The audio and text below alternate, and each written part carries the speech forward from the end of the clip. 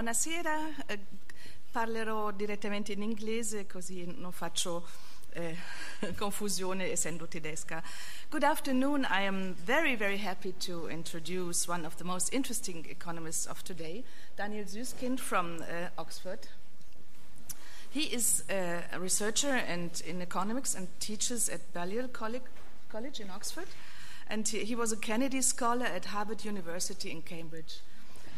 But there's another interesting detail in his curriculum. He worked for the British government in the Prime Minister's Strategy Unit, in the Policy Unit in Downing Street, and as a senior policy advisor at the Cabinet Office.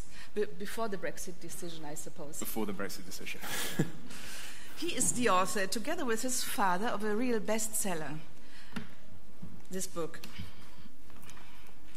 The Future of the Professions, How Technology Will Transform the Work of Human Experts. For this book in 2016, he was awarded the prize of the Best Business Book of the Year, given by the Financial Times. Well, we have the same thing in Germany, the same award for the Best Economic Book of the Year published in Germany, and it is organized by my paper, the German Economic Daily Handelsblatt, together with the Frankfurt Book Fair, and for the money with Goldman Sachs, because if you win our prize, you get 10,000 euro. In 2016, when Daniel's book came out, we awarded a German author for a book with the title Silicon Germany, How We Can Make It for the Digital Transformation, a problem not only for German small and medium-sized businesses.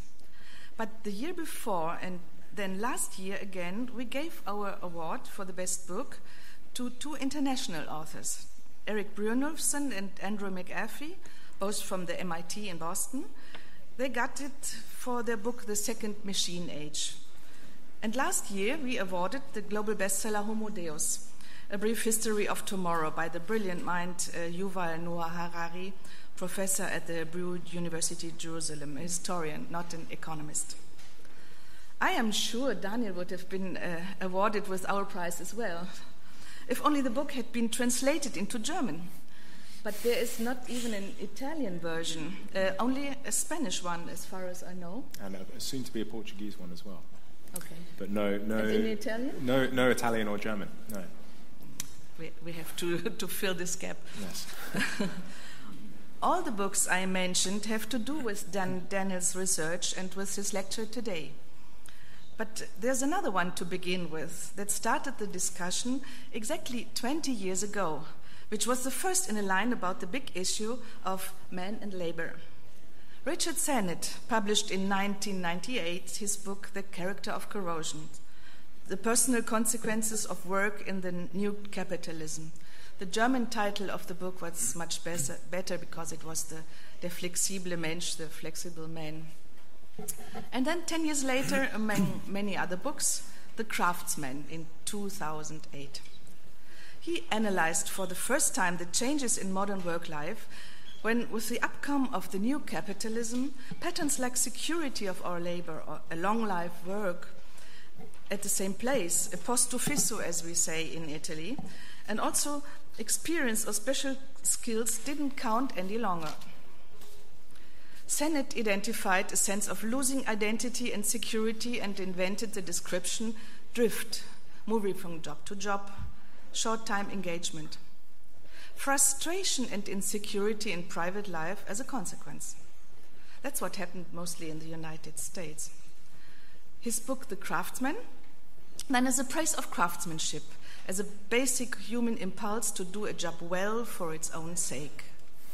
And one of his examples was a computer programmer. Then Brynjolfsson and McAfee wrote their Second Machine Age in the middle of the financial crisis.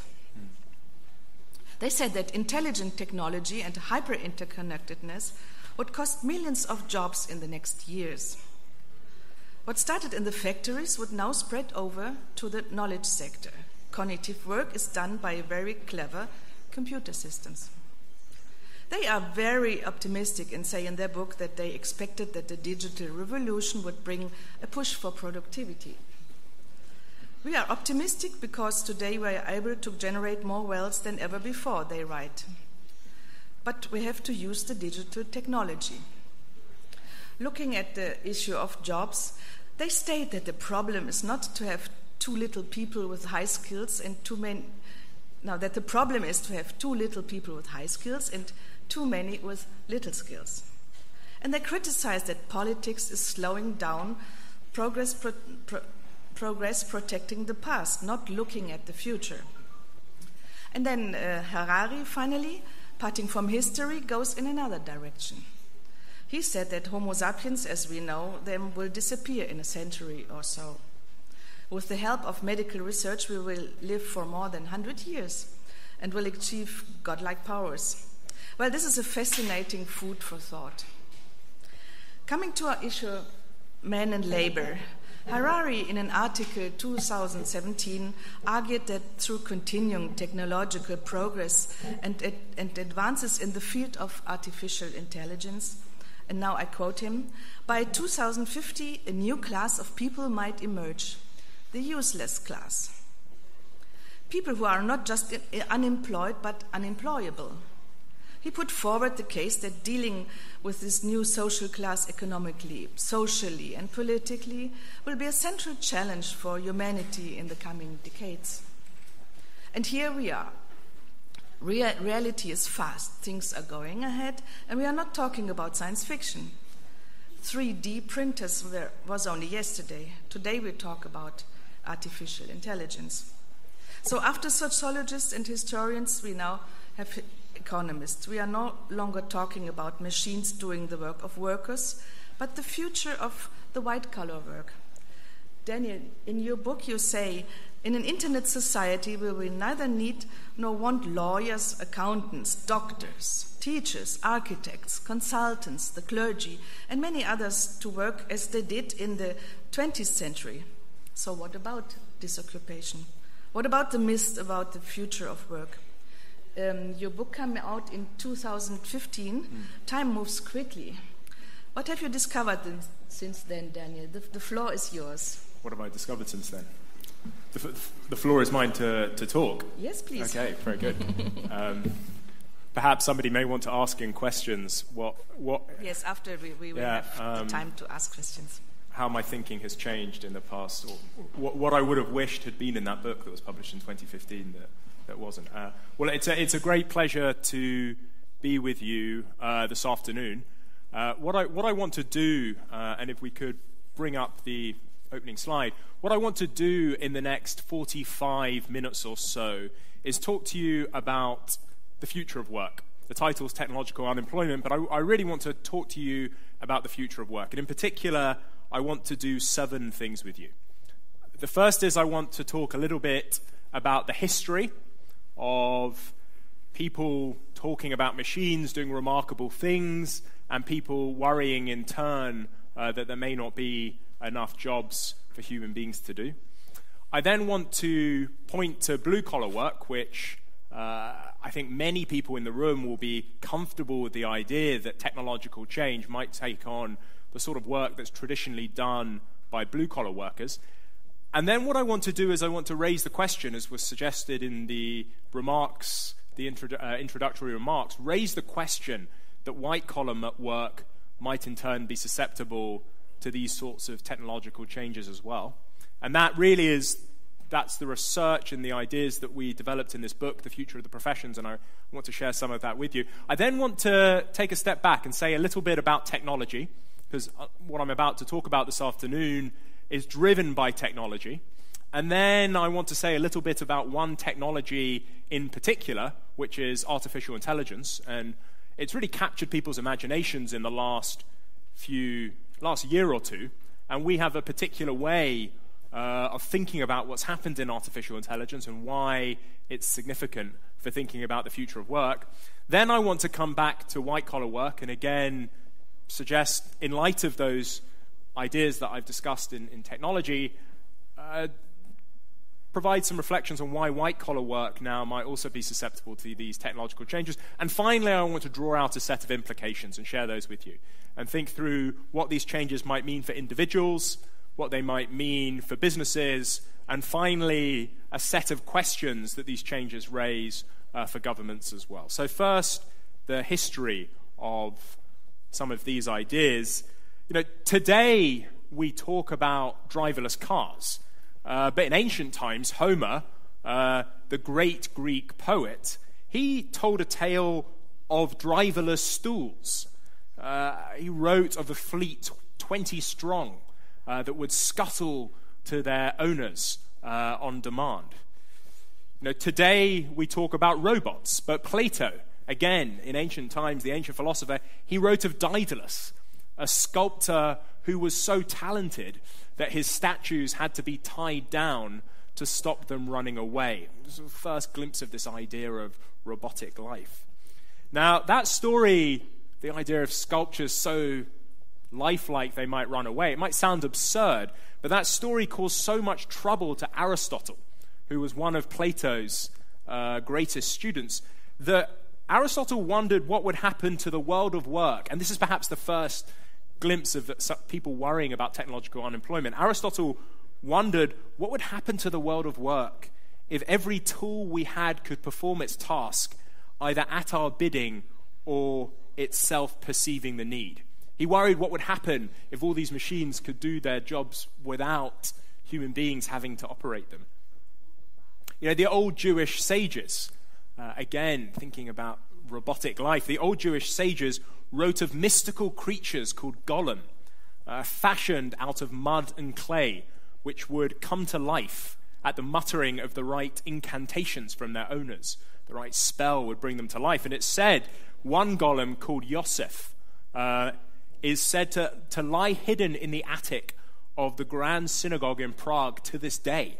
And the legend goes that centuries ago, the rabbi there, a rabbi called Rabbi Judah Loew, brought this golem to life to protect the Jews in Hungary from persecution. Leonardo da Vinci, will be familiar with him. He's the great 15th century polymath. Let's jump forward a few hundred years. He set out designs for a driverless cart. He invented a mechanical lion which, if you whipped it 3 times, its belly would open and reveal a crest of the monarchy. And he also, it turned out, in the 1950s, some papers were discovered that suggest he also was one of the first people to try and sketch out what an android, what a robot might look like and how it might work. In the 19th century, let's move forward a few more hundred years, the Luddites started causing trouble in Britain, as many people who have heard stories about the Industrial Revolution in Britain will know. The Luddites were a group of disgruntled workers who took their name from their declared support for an apocryphal man called Ned Ludd. And he was an East Midlands weaver. And this was a group of East Midlands craftsmen who set about smashing machines in anger and fear right at the start of the Industrial Revolution. They worried what these machines would do to the work that they had traditionally done. In 1812, and this is what this snapshot is from, machine breaking these looms, became a crime punishable by death. That's how seriously these disruptions were taken. And the Destruction of Stocking Frames, etc. Act of 1812 was passed. And the following year, several people were actually put to death under this piece of legislation, given the disruptions that they were causing. The word robot itself is actually a relatively new word. It was first, I think, used in 1920 by Karel Čapek, who was a Czech writer. And it comes from the word it comes from the word robota, the Czech word, which means slavery or drudgery. And he wrote a science fiction play called R.U.R., and he developed the term there.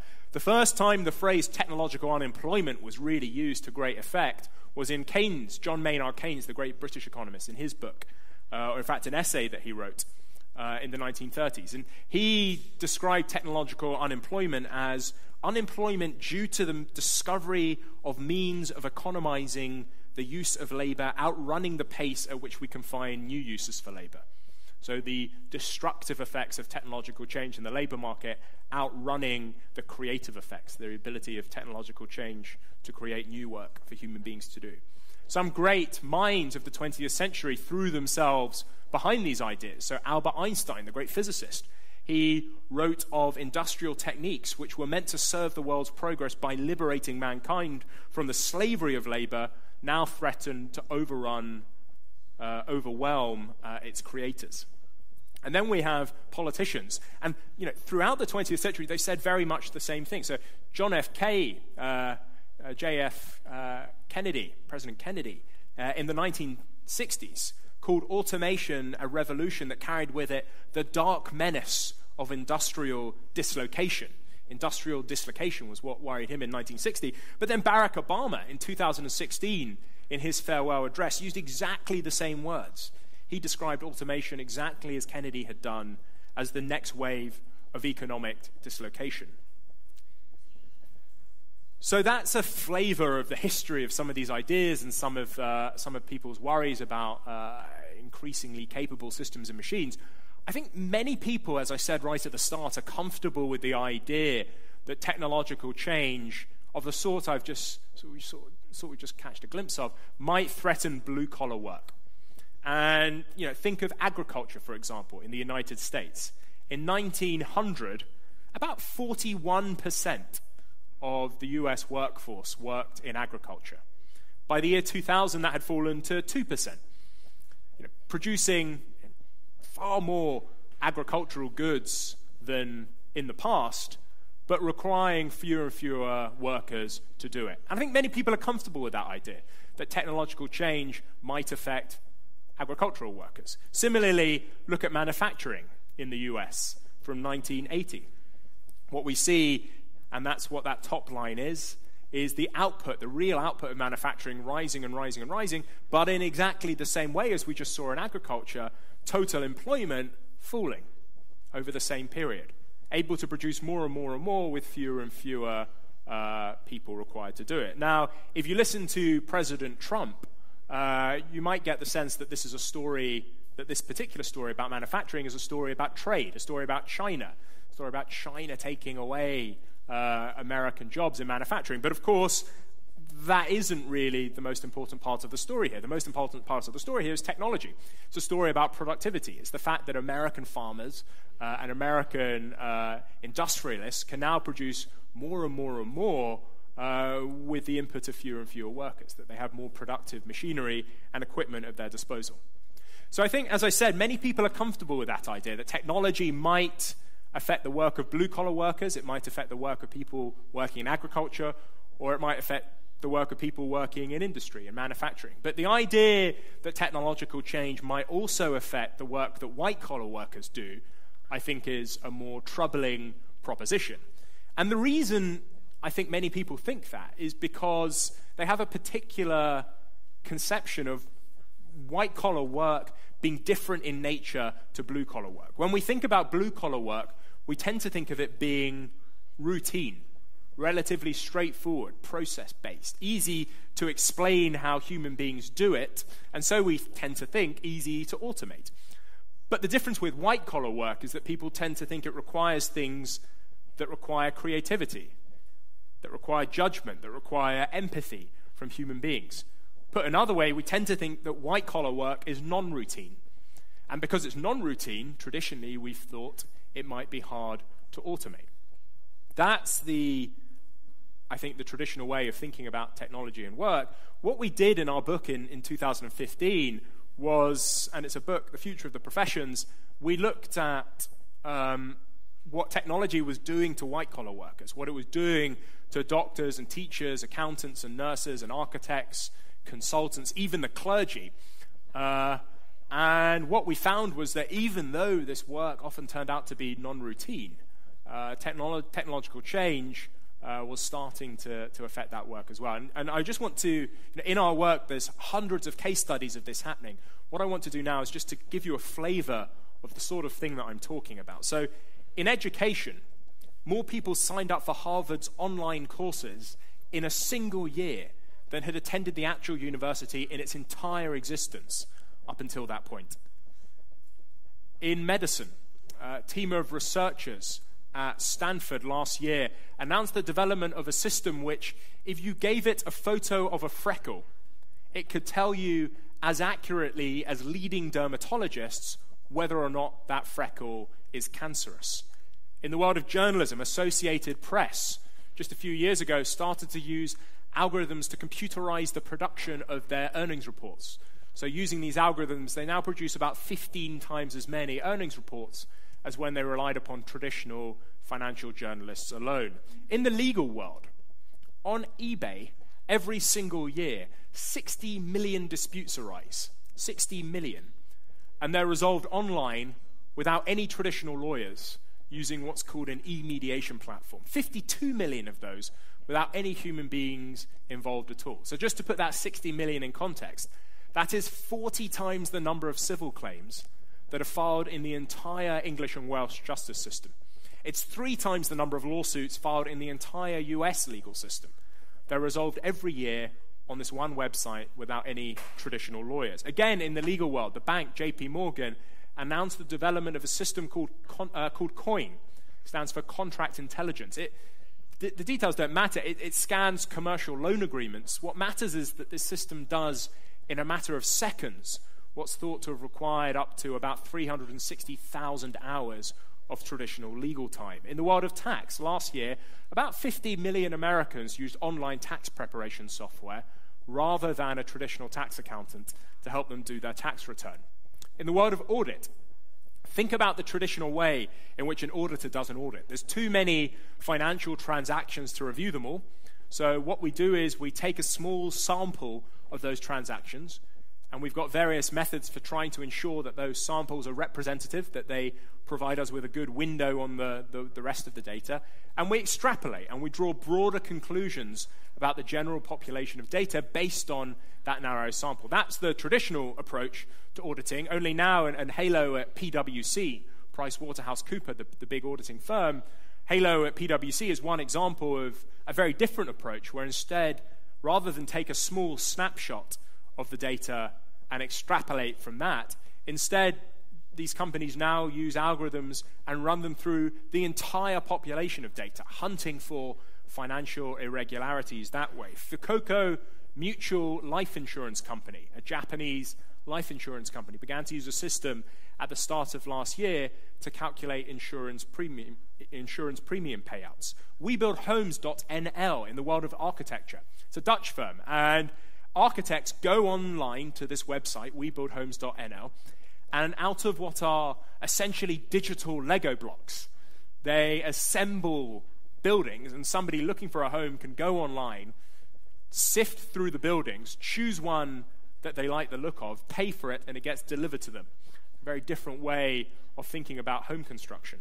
The new concert hall in Hamburg, an incredibly beautiful building. The sort of space that you look at and think, wow, only a human being with a remarkably refined aesthetic sensibility would be capable of designing a space as beautiful as that. Only this system wasn't designed by a human being, it was designed by an algorithm. What happened was the architects had a system, and they set this system a relatively sparse set of design criteria. We want it to have these acoustic properties, we want it to be made of these materials, even some more granular things, in fact, like you'll see it's made of 10,000 interlocking panels, and they wanted it to be the case that if a panel was within reach of an audience member, the panel would have a particular texture to the touch. And they set those design criteria, and the system generated a set of designs. And the job of the architect was simply to look through them and choose one that they liked the look of. And I said in our work, one of the professions that we looked at was divinity. And this, I think, is perhaps the most playful, but also the most provocative of all the cases that I'm going to put to you. In 2011, the Vatican, or in fact, it wasn't the Vatican, it was the Catholic Church, issued the first ever digital imprimatur. Now, for those of you who don't know, the imprimatur is, of course, the official license granted by the Catholic Church to religious texts. It granted it to this app called Confession that would help you prepare for confession. So it's got tools for tracking sin, and it's got various drop-down panels with options for contrition. And I should just say it remains controversial, and it was incredibly controversial at the time. So controversial that the Vatican itself had to step forward, or felt it had to step forward and say, look, while you're allowed to use this app to prepare for confession, please remember that it's not a substitute for the real thing, which we thought was interesting. So everything I've said so far is underpinned by technology, and we have a particular way of thinking about what's happening in technology, and I want to share that with you now. Before I do that, I want to take you back to 1996. And this was when my co-author, Richard SUSSKIND, who, as you heard in the introduction, is also my father, this was when he wrote a book called The Future of Law. And in the book, one of the predictions that he made was that the main way that lawyers and their clients would come to communicate in the future would be through email. Okay, now it sounds completely unremarkable today. At the time, the Law Society of England and Wales, which is the professional body for lawyers in my homeland, they said that my dad shouldn't be allowed to speak in public. Okay?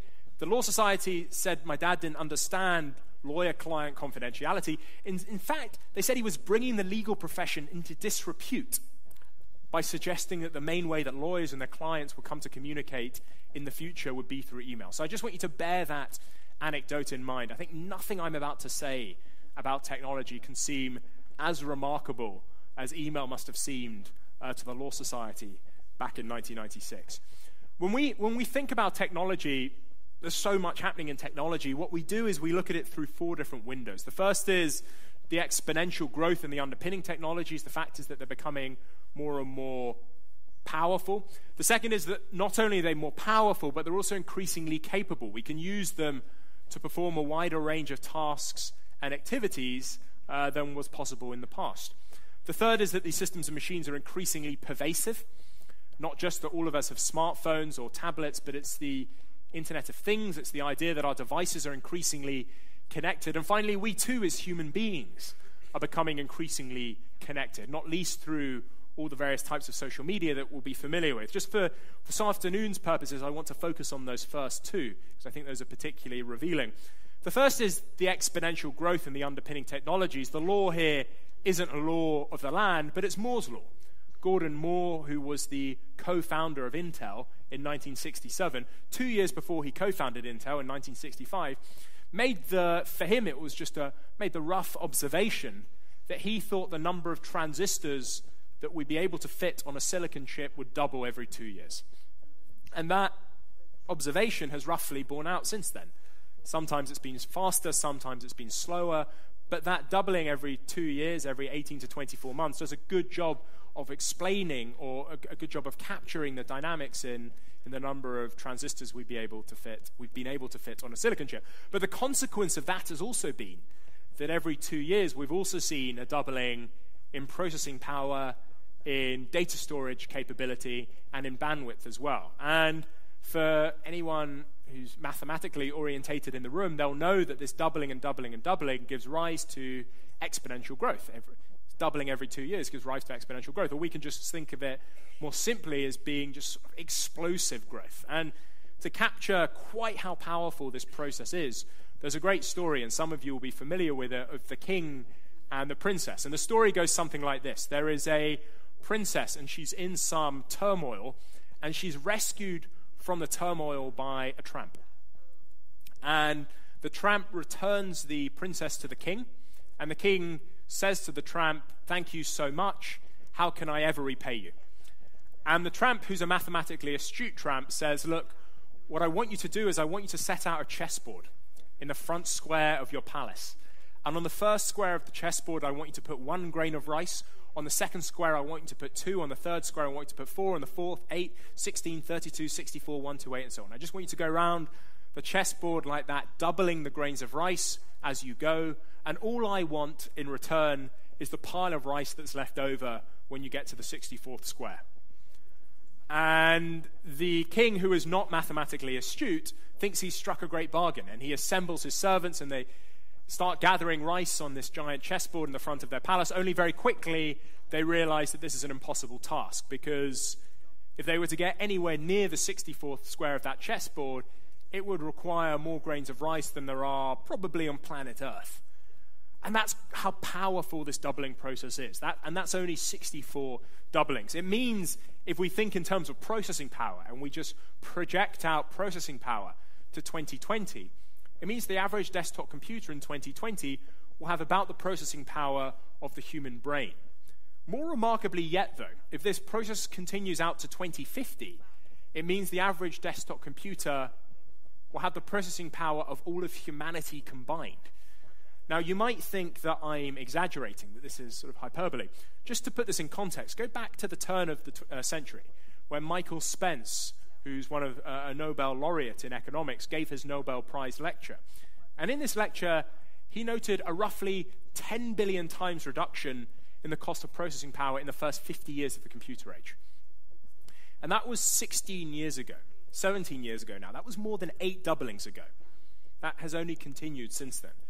But I suppose the most important point here isn't simply that these systems and machines are more powerful in the sense that we have more raw computational power as a result of this exponential growth, but it's also that they're more capable. We can use them to perform a wider range of tasks and activities than we could in the past. And we, in turn, think about this increasing capability through 4 different windows. The first is this idea of big data. It's a term some of you will be familiar with. The second, that we can use these systems to solve problems. The third, and it's a fascinating field called affective computing, and I'll say a little on that. And finally, there's the field of robotics. So let's just look at each of these in turn. The first is the idea of big data. It's an inevitable fact that as more and more of our lives become digitized, as more and more of what we do is interact with digital systems, online systems, that we, every decision that we take, every action that we make is captured in data. And in a sense, we trail behind us now as we move through life, a data exhaust. And when you gather up this data exhaust, it can yield insights, patterns, correlations that human beings acting alone simply couldn't perceive. So a nice example of this from the legal profession, from a white-collar profession, a system called Lex Machina. This system can predict the outcome of patent disputes, it's said, as accurately as many leading patent lawyers. How does this system work? It knows nothing about the law. What it's got is a database of about 100,000 past cases, and it's with various features of those cases, the date and time, the people involved, the nature of the case, and it's able to make a statistical prediction based on that body of data about the outcome of a potential dispute that can rival the reasoning of really quite fine legal minds. Then there's the whole idea of problem solving. This was the second category that I mentioned before. The great example of this, I think, is probably IBM's Watson. This was a supercomputer owned by IBM that went on the US quiz show Jeopardy, and it beat the 2 human champions at Jeopardy.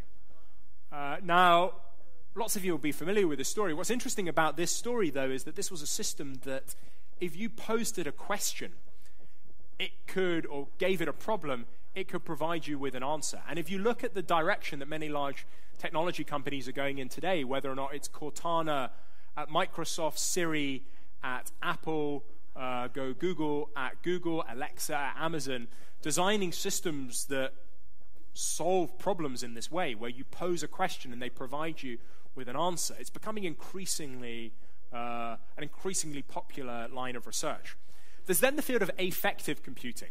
And this, I think, is fascinating. And it's an entire, and it's gone largely unnoticed, I think, in the popular press. It's an entire field of computer science dedicated to designing systems that can both detect and respond to human emotions. So there are now systems that can, more accurately than a human being, distinguish between a smile of genuine joy and a smile of social conformity. There are now systems that can more accurately than human beings distinguish between a face showing genuine pain and fake pain, that can listen to a recording of a woman and a child and tell from their voices whether or not they're related, that can watch a video of a human being sitting in a courtroom being cross-examined and tell whether or not they're lying more accurately than the best human lawyers.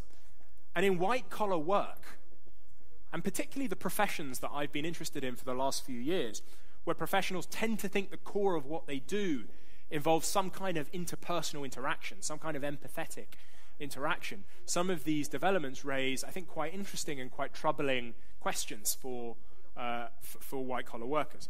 Finally, there's the field of robotics, and I think the great example of robotic achievement is the driverless car. This is particularly interesting, I think, from an economic point of view, because if you were to go back to 2003 and ask the leading economists in the world who were thinking about technological change and how it affects work at the time, you were to ask them, tell me a task that you think cannot be automated, cannot readily be automated. One of the tasks that they said at the time was turning left in a bakery truck. And it's just fascinating that within a year or two, we had Sebastian Thrun develop the first driverless car. And today we have almost all major car manufacturers saying we can expect versions of these on our roads, commercial versions of these on our roads in the coming years. So these, I think, are the four helpful windows to think about what's happening in technology. But really, if I had to capture it in one sentence, the idea is that there's no finishing line here. You know, nobody in the world of technology is dusting their hands off and saying, job done. You know, when you look at the technologies that we have today, when you pick up your iPhone or you look at your tablet or open your laptop, that's the worst they're ever going to be. And in thinking about what the world of work might look like in 5, 10, 15, 20 years, I think that's quite an important mindset to have in mind, that the technologies that we have today may not give us a reliable guide to what those technologies in the future might be capable of doing. I said at the start I wanted to say a little about artificial intelligence, because this is an idea that I think has captured people's imaginations in the last few years, and we have a particular way of thinking about it, and it will be useful for thinking in a later moment why it is that these changes pose quite substantial threat, or quite a significant threat, we think, to the work of white-collar workers. To begin this story about what's happened in artificial intelligence, I want to take you back to what we identified as being a first wave of artificial intelligence that took place in the 1980s. And as I said, I wrote this book, The Future of the Professions, with my dad. And my dad's had a really very interesting career, and he began it in the 1980s when he wrote his doctorate at Oxford University on artificial intelligence and the law. So he was trying to build systems almost 40 years ago, artificially intelligent systems that could solve legal problems. And what happened was he finished his doctorate in 1986. And in 1986, a very difficult piece of legislation was passed in the UK. And it was called the Latent Damage Act. And it turned out that the leading expert in the world at the time on this particular piece of legislation was a man called Philip Capper. And Philip Capper happened to be the dean of the law school at Oxford University, where my dad had just finished his doctorate. And he'd written the definitive book on this Latent Damage Act, this piece of law. And he came to my dad and said, look, it's absurd. Anytime anyone wants to understand if this legislation applies to them, if this piece of law affects them, they have to come to me or they have to buy my book. Why don't we instead build a system together based on the expertise in my head, and they can use that instead? So they don't have to come to me and talk to me face to face, and they don't have to buy a very expensive copy of my book. And that's what they did. They came together and they built a system that could help people navigate this particularly difficult piece of law. Just to give you a sense of what they were up against, here's an extract from the law. Section 2 of this act shall not apply to an action to which this section applies. Okay? Now, English is my first language, and this is incredibly difficult to understand what's going on. This was the home screen design for the system. My dad assures me that this was a cool screen design 40 years ago. Never really been convinced of that. They published it in the form of 2 floppy disks. There was no internet. It was a time when floppy disks genuinely were floppy. And, essentially what they did together was they built a gigantic decision tree where you answered yes or no questions and you navigated through this tree. And the tree was gigantic. It had about 2 million branches through it. And you answered these questions and you made your way through this tree and you ended up at an answer. Does this legislation apply to me? And this was the approach in the first wave of artificial intelligence. And they were doing it not just in law, but they were doing it in medicine, in tax, in audit, in consulting. And the approach was the same in all these settings, which was if you wanted to build a system that could outperform a human expert, that could do the sort of thing that a white-collar worker did, what you had to do was you had to identify a human expert. And in this case, it was this man, Philip Kappa, who was the leading lawyer at the time. You had to get them to explain to you how it was they were so good at solving this problem, how it was they went about solving this problem. And then you had to try and capture that explanation in a set of instructions or a decision tree for people who didn't know the expertise to navigate through. They were known as expert systems. They were based on the expertise of human beings. What's interesting, though, and we can talk more about this in questions if people are interested, what's interesting, though, is that these systems and machines, these expert systems, didn't really catch on. In the 1980s, people thought that by now they'd be really quite widespread. And they're not. We don't see them, systems built in the way I just described, we don't see them very often at all. And what happened was, as the 1990s got underway, research, interest, funding in artificial intelligence dried up. And a period that's known now as the AI winter, where really not a lot of progress was made in artificial intelligence at all, a period known as the AI winter began. The turning point for all of this, and this is where I think things start to get quite interesting, the turning point came in 1997. And this was when Garry Kasparov, who was at the time the world chess champion, was beaten by a different supercomputer owned by IBM called Deep Blue. Now, again, many people will be familiar with this case. What's important about this case is that in the 1980s, if you had gone and asked my dad and his colleagues, and remember, these were some of the most progressive people thinking about technology and artificial intelligence at the time. If you had gone to them and asked them, do you think we'll ever be able to build a machine that could beat someone like Garry Kasparov at chess? My dad and his colleagues would have said no. They would have said emphatically no.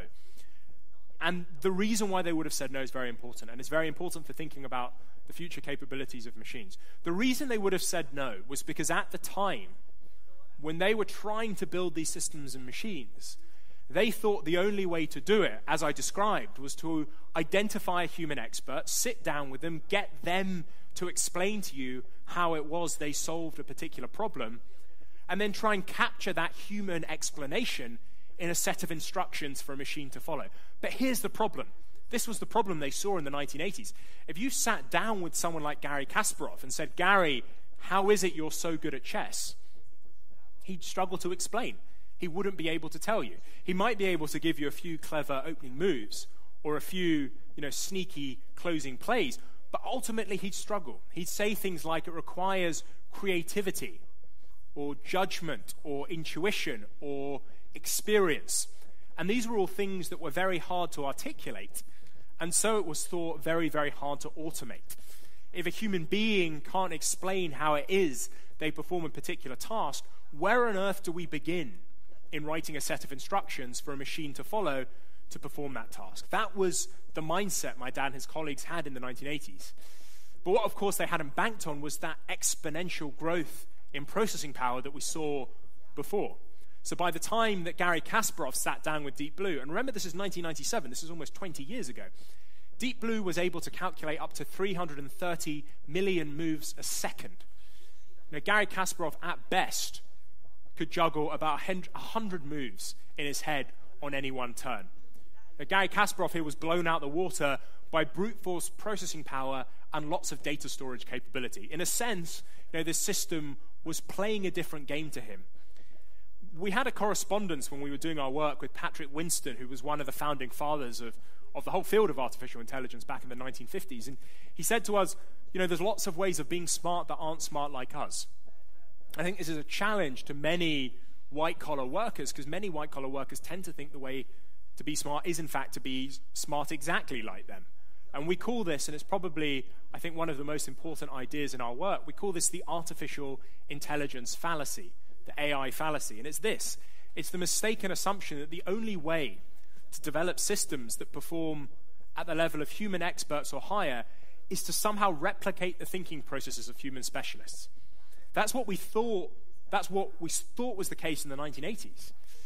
But what's transpired is that that really isn't the case anymore. So let me give you an example. Judgment. Very often, somebody will say to me, after hearing what I've said so far, Look, Daniel, you don't understand. The work that I do requires judgment. And judgment is the sort of thing that simply cannot be performed by a machine. There's no way to automate it. And we say in our work the question, can a machine ever exercise judgment? Can a machine replicate the human faculty of judgment? It's the wrong question to be asking in thinking about the future of work. Instead, there's two more important questions to be asking. The first question is this: to what problem is judgment the solution?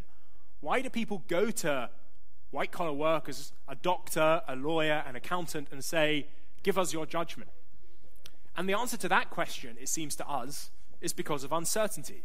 You know, when the facts are unclear, when the information is ambiguous, when you don't know what to do, you go to a particular type of worker and say, give me your judgment based on your experience and help me make sense of this uncertainty. So really, the more important question we should be asking isn't, can a machine ever exercise judgment, but it's, can a machine deal with uncertainty better than a human being can? And the answer is, in many cases, of course they can.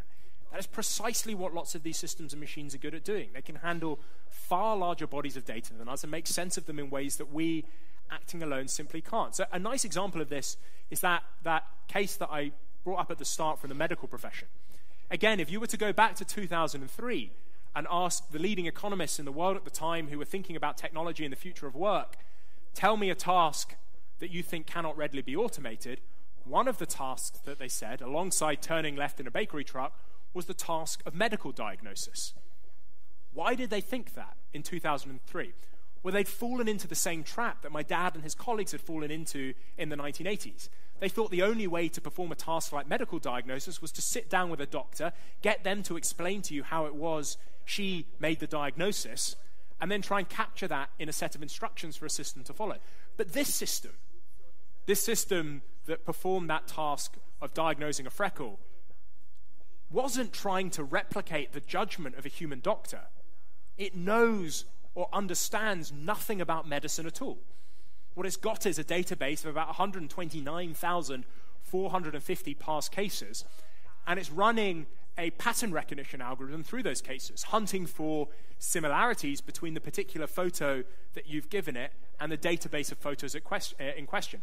It performs the task in an unhuman way, based on the analysis of more possible cases than a human doctor could hope to review in their lifetime. It no longer mattered that this system couldn't, that a human doctor couldn't explain how she performed the task. It performed it in a fundamentally different way. It's what we call an increasingly capable, non-thinking machine. Can machines think? I think from the point of view of thinking about the future of work, it's a fantastically interesting philosophical question, but from an economic point of view, it's not the question we should be asking. So just to see why that's the case, go back to IBM's Watson, that supercomputer that went on the US quiz show Jeopardy in 2011, and it beat the two human champions. The day after its victory on that quiz show, the Wall Street Journal ran a piece by the great philosopher John Searle with the title, "Watson Doesn't Know It Won on Jeopardy." Right? And it's brilliant, and it's true. You know, Watson didn't let out a cry of excitement when it won. It didn't call up its parents to say what a good job it had done. It didn't want to go round the corner to the pub for a drink. It wasn't trying to replicate the thinking or reasoning processes of those human contestants. It wasn't thinking at all, and yet it still outperformed them. As I said, it's what we call an increasingly capable, non-thinking machine. And that's what the second wave of artificial intelligence is about.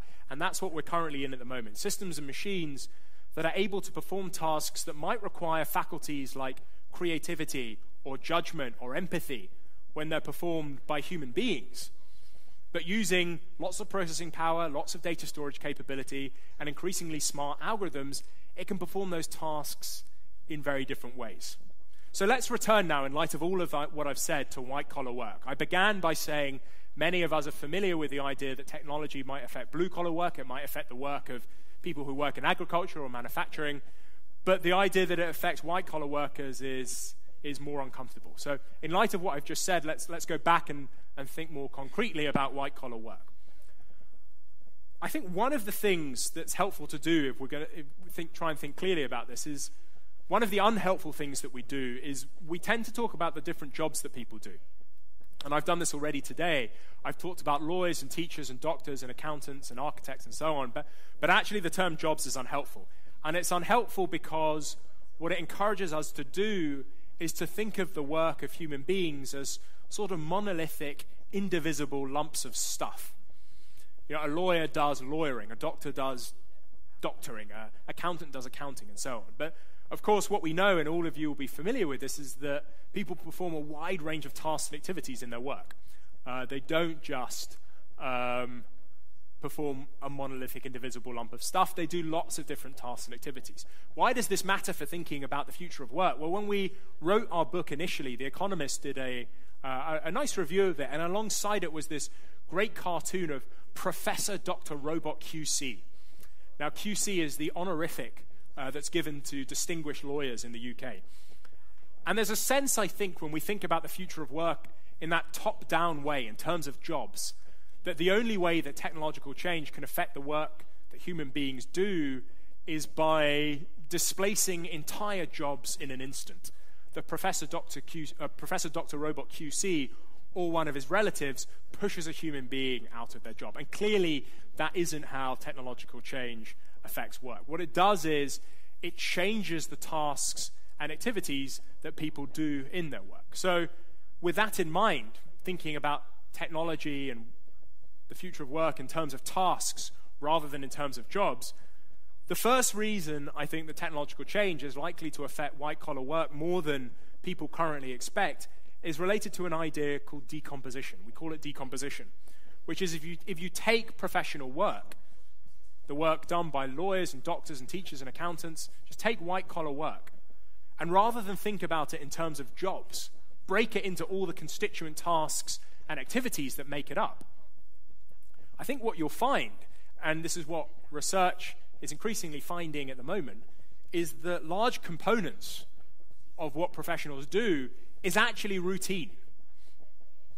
It is relatively straightforward. It is relatively process-based. It is easy for human beings to articulate how they do it, and so it is relatively straightforward in many cases for us to design systems and machines that can do it instead of human beings. So that's the first thing to have in mind, that when you break white-collar work down into all its different tasks and activities, actually lots of them turn out to be routine. The second reason, though, that I think lots of white-collar work is also at risk of the sorts of technological change that I've described this afternoon relates to the idea of the AI fallacy. Remember, the thought was that these systems and machines can't perform non-routine work because the sort of work that requires creativity or judgment or empathy, because these sorts of tasks and activities, human beings find it very difficult to explain how they do it. So where on earth do we begin in writing a set of instructions for a machine to follow? But to think in that way is to fall foul of the AI fallacy. And I think what's happening more and more is that actually many of those non-routine tasks as well that white-collar workers do are being taken on by these systems and machines. You know, the temptation is to think that because machines can't think like a human being, they can't be creative like a human being. Because machines can't reason like a human being, they can't exercise judgment like a human being. Because machines can't feel like a human being, they can't exercise empathy like a human being. And the mistake in all those cases is to fail to realize that while those tasks may require things like creativity or judgment or empathy when they're performed by human beings, what we're seeing more and more is that these systems and machines are able to perform them in very different ways, requiring things, drawing on things like lots of processing power, lots of data storage capability, and increasingly smart algorithms. So that is why it's the argument we make for why we think white-collar work, which has traditionally been thought to be out of reach of technological change, just as happened in agriculture, just as happened in manufacturing, is also going to happen and also is happening in white-collar work as well. You break the work down into all these different tasks and activities, it transpires that many are routine rather than non-routine. And secondly, in the second wave of artificial intelligence, many of these non-routine tasks can be done by systems and machines as well. So what does this mean for thinking about, what are the implications? What do we draw from this? I just want to share in the final few minutes just some thoughts on what this means for individuals, what this means for businesses, and what this means for governments. For individuals, I think the main risk in the coming 10, 15 years isn't that there won't be enough work for human beings to do, that there won't be enough demand for the work of human beings. The main risk will be that human beings lack the skills and capabilities to do that work. Both of those things lead people to not be able to find work. But put another way, I think the challenge in the next 10 to 15 years is a skills challenge. It's an education challenge. It's making sure that people have the skills and capabilities to do the sorts of work that is available for human beings to do. Crudely, if a young person was to ask me, what strategy should I follow in thinking about the future of my job, what should I do to prepare for this world to come? I'd say you have two strategies. Either you try and compete with the machines, you try and do the sorts of tasks and activities that as yet these systems and machines cannot do. And in spite of everything I've said, there are lots of examples of this. Or alternatively, you try and build the machines. You try and become the sort of person that's capable of designing and operating these increasingly capable systems and machines. In the words of economists, there are two sets of tasks that technology will complement in the future, complement human beings in the future. Two sets of tasks that technology will make human beings more productive at rather than less productive at. And these, I think, are the two categories. One, a set of tasks that machines can't do. Two, a set of tasks involving putting these systems and machines to use themselves. So those, I think, are the two strategies. What does this mean for businesses? What does this mean for thinking about the future of business? I think the main challenge here for businesses is one of mindset. There's a story that my co-author, my dad, likes to tell. He spends lots of his time advising large companies. There's a story he likes to tell about the power drill company called Black & Decker. And the story goes something like this, which is that at the Black & Decker away day, when they take away their senior executives to think about their company, they put a slide up with this image on it. And the person who's hosting the session says to the assembled Black & Decker employees, "This is what we sell, isn't it?" And the sort of nervous audience kind of nod and think, well, yes, this is what we sell. We're Black & Decker. We're a power drill company. We sell power drills. And the people hosting the event say, no, this isn't what you sell. This is what you sell. And your job as businesses is to try and find ever more creative, ever more efficient, ever more productive, ever more effective ways of giving your clients what it is they actually want, which is the hole in the wall. One of the things that's become very clear in talking to lots of large professional firms, lots of professionals and white-collar workers, whether or not it's doctors and teachers and lawyers, the big four auditing firms and consulting firms and so on, is that many of them define themselves by the particular way in which they solve problems today. They're of a sort of power drill mentality. Doctors like the traditional craft of medicine. Lawyers like the craft of lawyering. Large professional consulting firms like the traditional approach of offering consulting advice. And what we're seeing, I think, technology do is change the ways or provide, in a sense, new power drills, new ways to solve these problems. And I think the challenge for many businesses is to be far more, particularly in the professions, to be far more agnostic about the particular ways in which they solve problems and far more focused on the problems themselves. Because I think technology is going to, in the coming years, offer really quite different ways, and we're already seeing it today, really quite different ways of solving the sorts of problems that traditionally have been solved by people in very particular ways. Finally, let me just finish with three thoughts for what this means for governments. The first question, I think, is the education. What are we training the young to become, and how are we retraining the older? I spend lots of time, as I said, talking to professional firms and talking to professional associations and professional schools, training young white-collar workers. I think it's very clear that, as yet, most medical schools, most law schools, most professional training centers are training white-collar workers to be 20th century rather than the 21st century professionals. And I think there is a challenge here to make sure that we are giving people the skills and capabilities that they need for the tasks and activities that will be important in the future, rather than in the next 15 years, rather those that were important in the last 15 years. The second question is, who should own and control tomorrow's, and I left this blank. In our work, we're interested in an idea called practical expertise, which is the knowledge, the experience, the know-how of professionals. But what really is the bigger question here is, who should own and control tomorrow's systems and machines? If it's right that these new technologies are going to become more prevalent in our economic life, the question who owns these valuable new types of capital is going to become more and more important. Today we have lots of worries about big tech, large technology companies, large internet service providers taking on or developing increasingly powerful systems and machines. I think this question will become more and more prominent over time. The third, and I just want to finish on this, is a moral question, and I haven't said anything about the sort of moral dimension of this problem at all today. What I've spoken about is sort of the technical side of the story, what it might be possible to do, what is possible. But that's a very different question from the moral question, which is what ought we to do? Not what systems can do, but what should they do?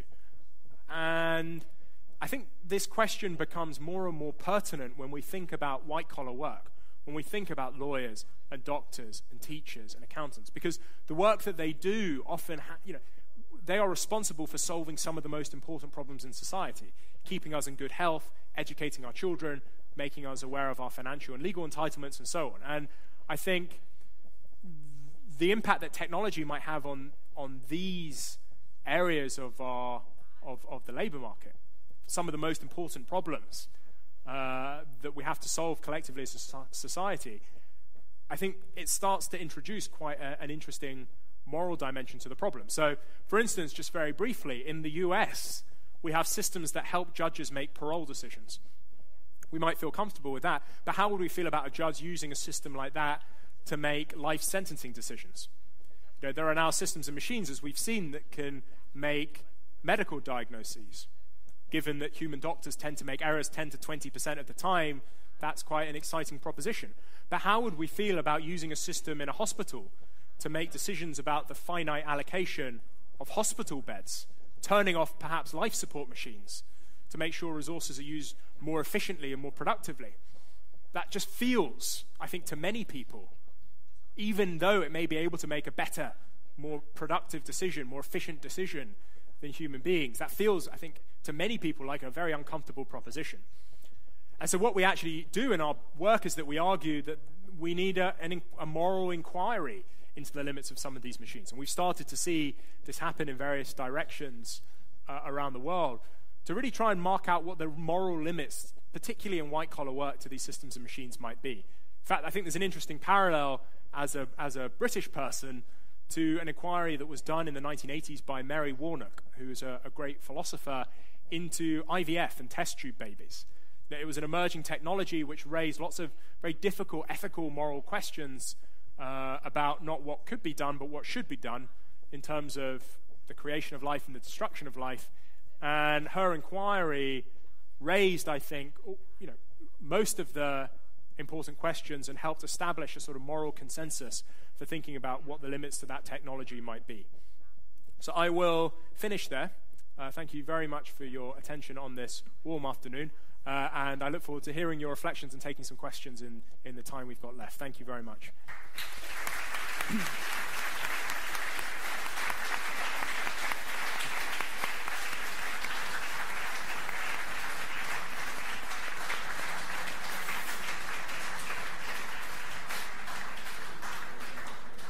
Thank you very much, Daniel, for this brilliant presentation. I put down a lot of notes. I think it's really food for thought. Very, very interesting. I have a couple of questions, but I don't want to be before. So please, if you tell me who wants to ask a question, but we take one by one. Okay, you were the first one. Yes, please. It would be very useful for me if you say before the question who you are and where you're from and what you do, just so I can have some context as well. That'd be great. So please. Oh, we have also a microphone. Very good.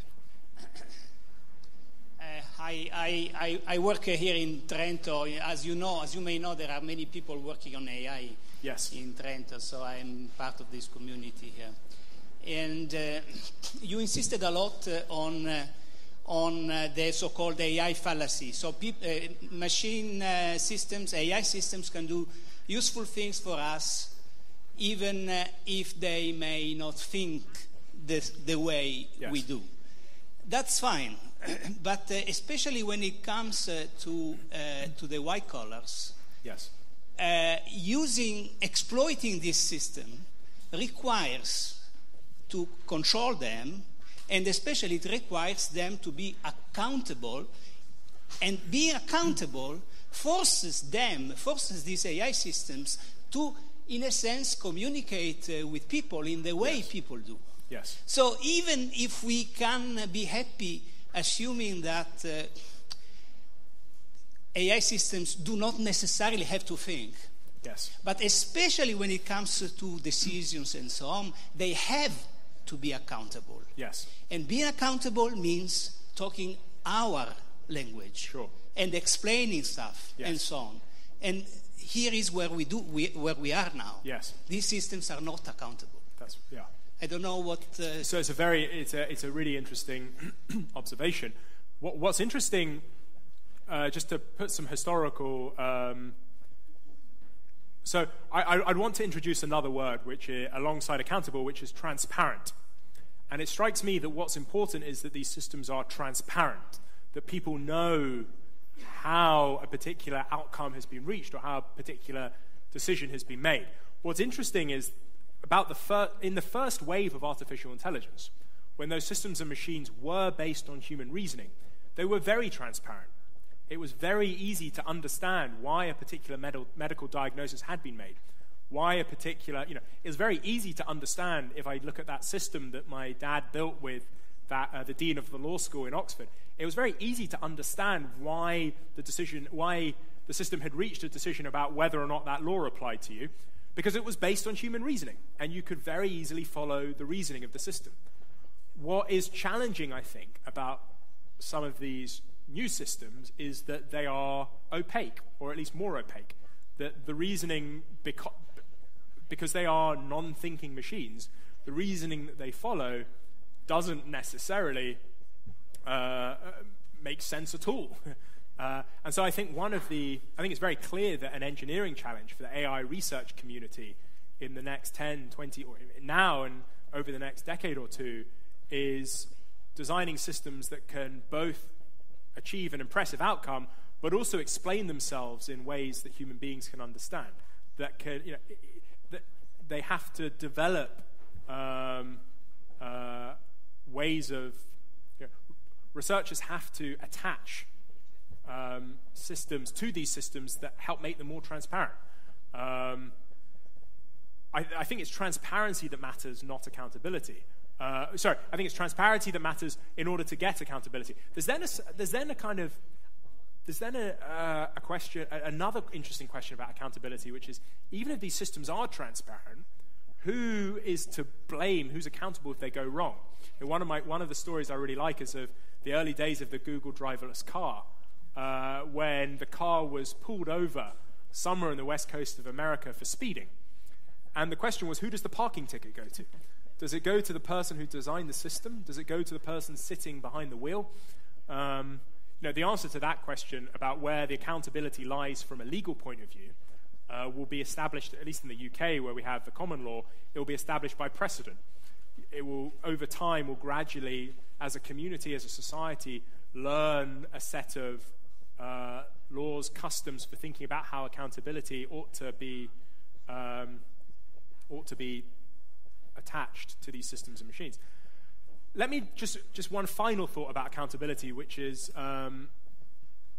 that not everything that white-collar workers does requires that demanding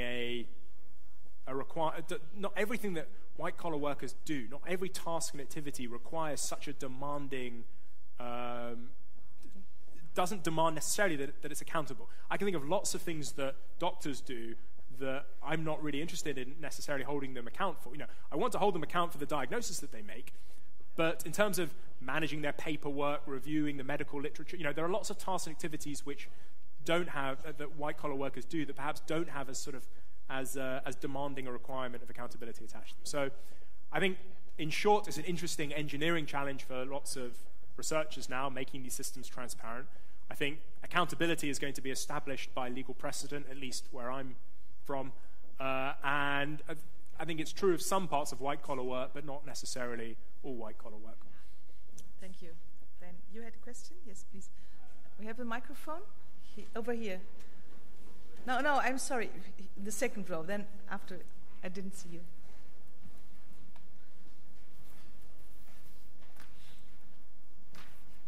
Good afternoon. I'm a private equity investor, and you've spoken about blue collar and white collar. Yeah. I wonder if you made any thoughts about the green collar and what's going on in the field of military and so on. In the military? Yeah. So it's interesting. I mean, our book is called The Future of the Professions, and the military often thinks of themselves as the profession of arms. And you'll see that we, in our book, gave some thought to the military, particularly when it came to the moral questions. You know, there it seemed that, you know, I gave the example in at the end of, would we feel morally comfortable with a system in a hospital making decisions to turn off life support machines? But a very similar moral problem arises in the military with autonomous weaponry. You know, we have systems and machines that can kill people more efficiently and more effectively than human beings, but efficiency and effectiveness isn't necessarily the moral criteria that we ought to be using in conflict. Certainly not the criteria that we think is appropriate in all settings. So for us, the military setting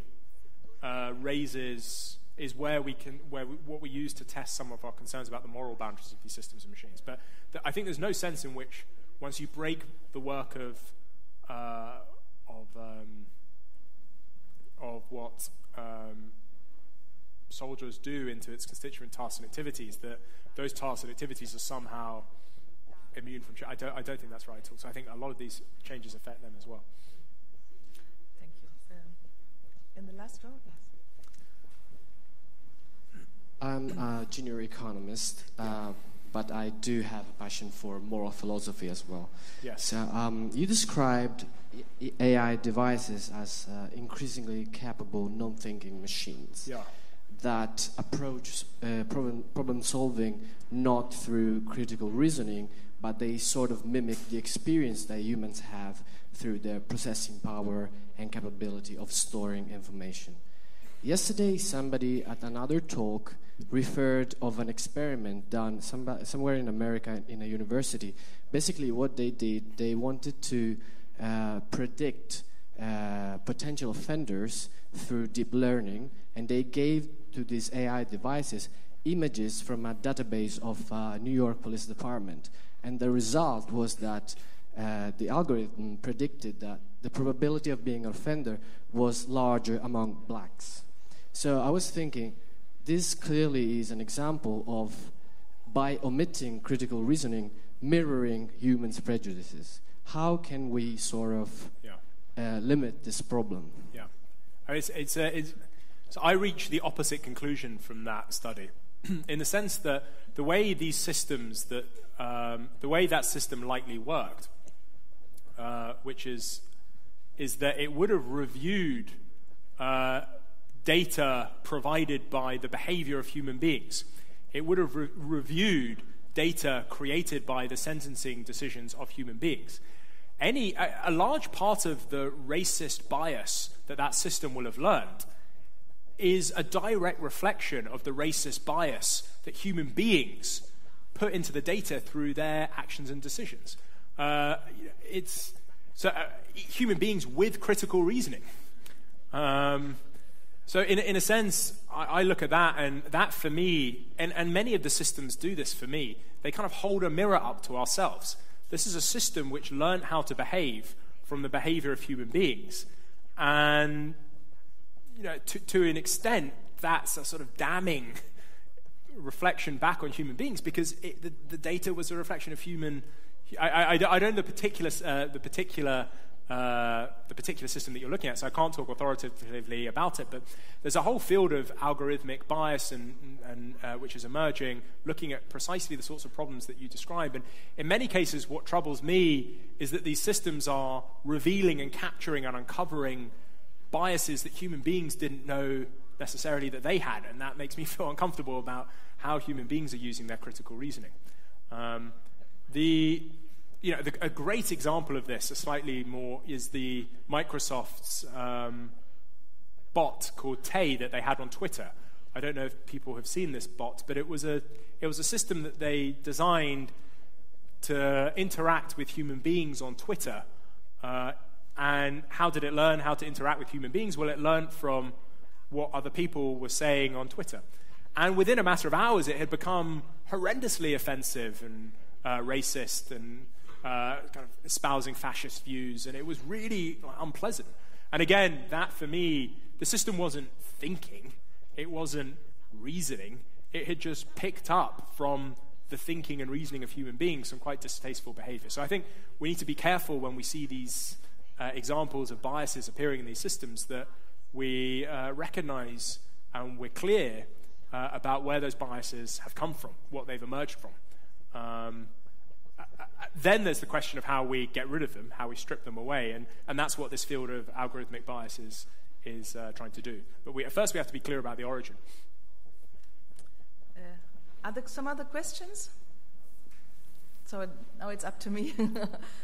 I have two more, and then yes, great. I'll let you go. I would like to know about the reactions on your work.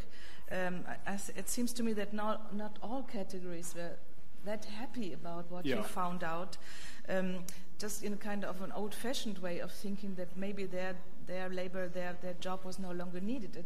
Is it right that only architects did like your thesis, and why? I think so. It's hard to generalize.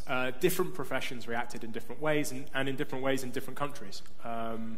I think the one shift that we began the book in 2009, 2010. We began thinking about it then. And I think the atmosphere, the intellectual atmosphere, was far more hostile to the ideas back then. I think in the subsequent 7 or 8 years, there's been a kind of growing recognition that these sorts of things, and so it's very rare now to, although it does happen, it's very rare that there is the sort of, the sort of rejection, hostility that might have been there a decade ago.